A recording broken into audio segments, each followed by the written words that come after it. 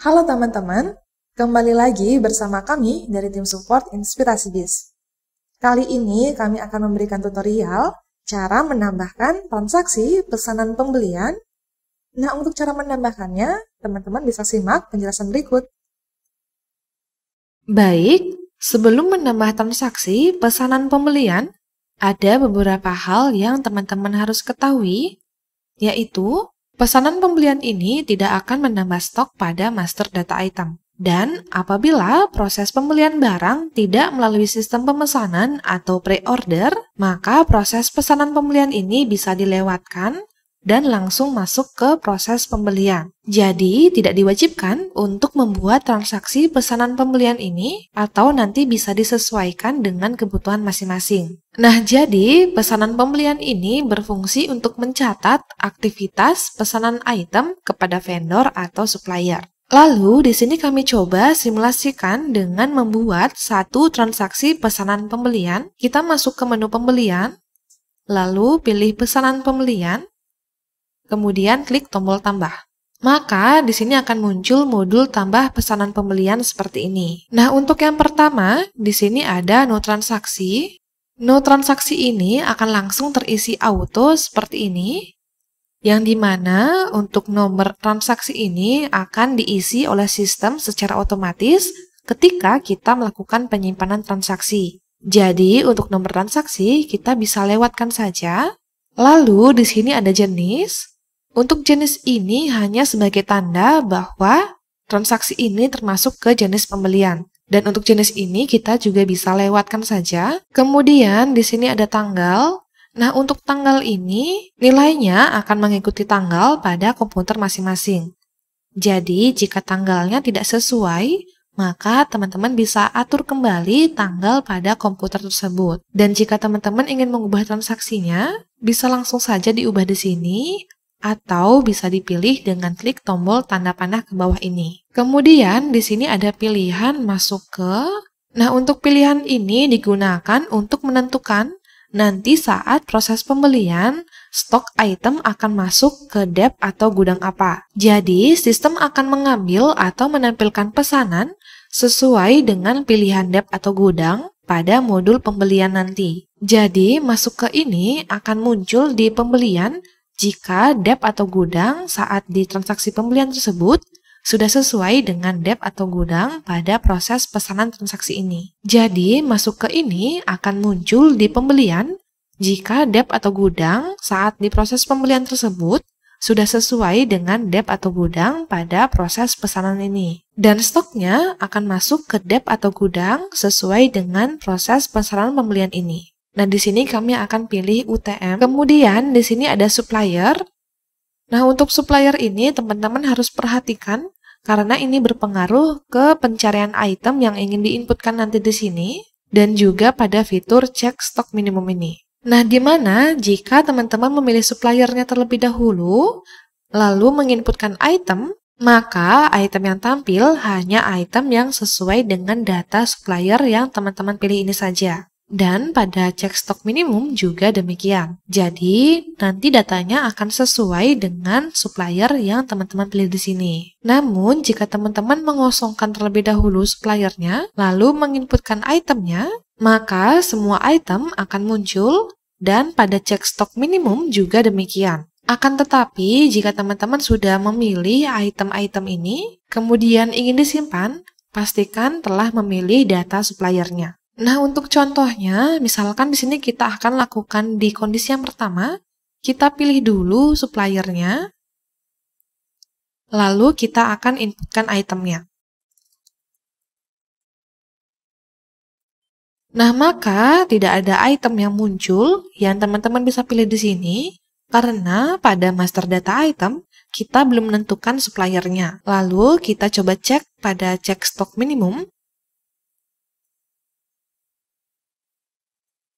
Nah, di sini juga tidak ada karena tidak ada item yang stoknya sudah mencapai stok minimum dengan pilihan supplier ini.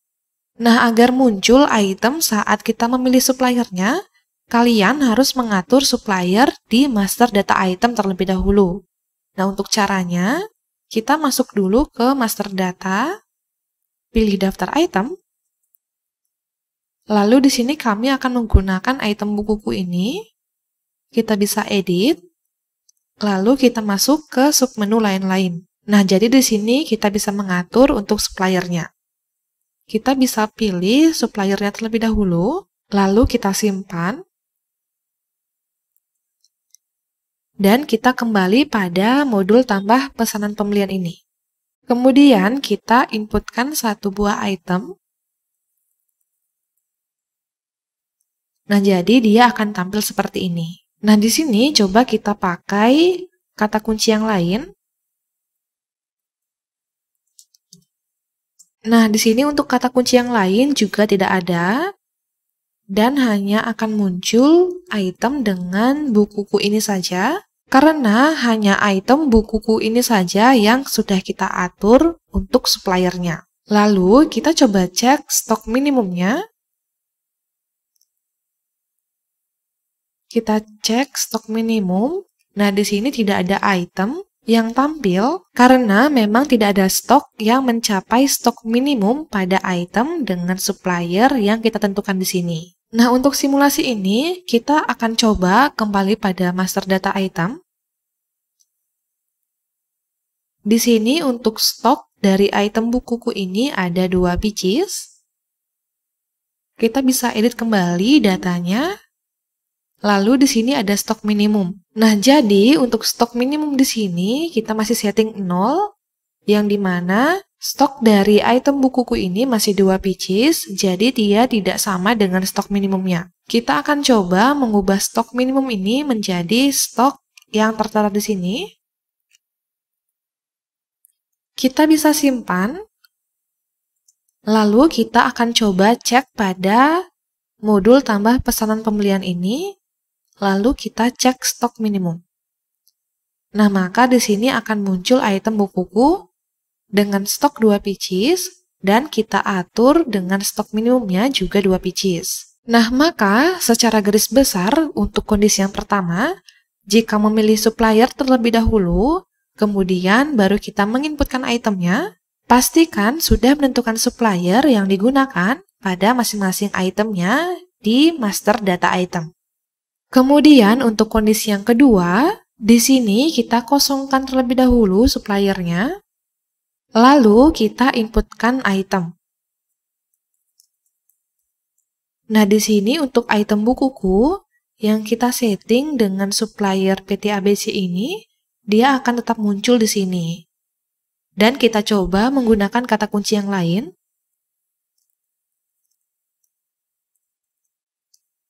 Nah, di sini akan menampilkan semua data itemnya, mulai dari item yang belum ditentukan suppliernya, sampai item yang sudah ditentukan suppliernya. Lalu, kita coba cek pada cek stok minimumnya.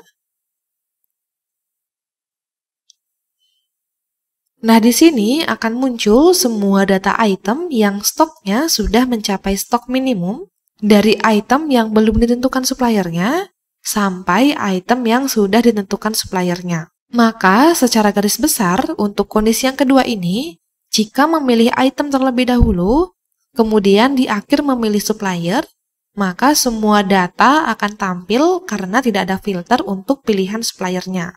Nah, jadi kedua hal tersebutlah yang teman-teman harus perhatikan saat memilih supplier. Dan jika ingin cepat, kami sarankan untuk memilih itemnya terlebih dahulu, lalu dipilih suppliernya, atau bisa disesuaikan dengan kebutuhan masing-masing. Kemudian kami akan lanjutkan, namun sebelumnya kita pilih dulu untuk itemnya.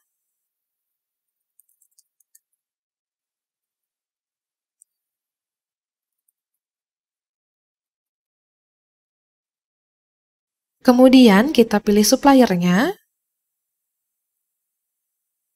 Nah, di sini pada kolom jumlah pesan ini, teman-teman bisa isi sesuai dengan quantity item yang teman-teman ingin pesan. Lalu diperhatikan juga untuk satuannya. Kemudian di sini ada kolom pot dalam bentuk persen. Untuk potongan pada tabel ini merupakan potongan yang akan dikenakan per itemnya, sehingga akan langsung mengubah total dari item tersebut. Misalkan seperti ini. Nah, jadi untuk totalnya dia akan langsung berubah seperti ini. Kemudian di sini ada PPN. Untuk PPN ini teman-teman bisa pilih sesuai dengan sistem PPN yang teman-teman butuhkan. Atau untuk lebih detailnya, kami sudah buatkan video khusus untuk mengatur sistem pajak. Kalian bisa klik link yang ada pada box deskripsi. Lalu, kita akan beralih pada bagian bawah sebelah kiri di sini. Nah, untuk yang pertama, di sini ada tanggal kirim. Tanggal kirim ini hanya digunakan untuk mencatat tanggal kirim dari pesanan ini. Dan data ini hanya digunakan sebagai keterangan saja. Jadi, bisa disesuaikan dengan kebutuhan masing-masing. Lalu, di sini juga ada kolom keterangan. Untuk keterangan ini, kalian bisa gunakan untuk mencatat data-data penting yang sekiranya kalian butuhkan sebagai catatan. Jadi, bisa disesuaikan dengan kebutuhan masing-masing. Kemudian, kita lihat bagian bawah sebelah kanan ini. Di sini ada subtotal item, subtotal terima, dan total akhir. Untuk keempat kolom ini, dan juga pajak dan kekurangan ini, tidak bisa kalian inputkan karena ini akan diisi oleh sistem sebagai perhitungan. Nah, jadi di sini ada dua potongan, yaitu potongan per item dan potongan per faktur. Untuk potongan per item, kalian bisa menggunakan pot dalam bentuk persen pada tabel ini, atau jika ingin memberikan potongan per item di seluruh item yang ada di sini, atau secara massal, di setiap itemnya, kalian bisa gunakan potongan dalam persen pada bagian bawah ini. Jadi contohnya seperti ini. Di sini diberikan 5%, maka di setiap item yang ada di sini akan diberikan 5%. Jadi, potongan per item ini akan mengubah total di tiap itemnya. Untuk potongan per faktur, kalian bisa menggunakan potongan nota ini, di mana potongan nota ini bisa diberikan dalam bentuk persen, bisa diisi pada kolom pertama ini, atau dalam bentuk nominal pada kolom sebelah kanan ini. Jadi, perhitungan potongan nota ini akan memotong sesuai subtotal di sini, sehingga nanti total akhirnya yang akan berubah. Kemudian, jika ada DP, teman-teman bisa berikan pada kolom titip atau DP ini. Nah, jika semua data yang diperlukan sudah sesuai, kita bisa menyimpan transaksi pemesanan pembelian ini. Jika sudah berhasil disimpan, maka transaksi pesanan pembelian ini sudah berhasil kita buat dan sudah bisa digunakan pada transaksi pembelian. Dan sekali lagi, pada transaksi pesanan pembelian ini tidak akan menambah stok. Jadi, pesanan pembelian ini digunakan pada proses pembelian. Nah, jadi itu dia cara menambahkan transaksi pesanan pembelian. Jika teman-teman masih ada kendala atau ada yang ingin ditanyakan, bisa hubungi kami atau komen video ini. Jangan lupa di-like dan follow Instagram kami di @inspirasibiz, dan jangan lupa subscribe serta klik tombol lonceng untuk nyalakan notifikasi dari kami. Sampai jumpa di tutorial berikutnya.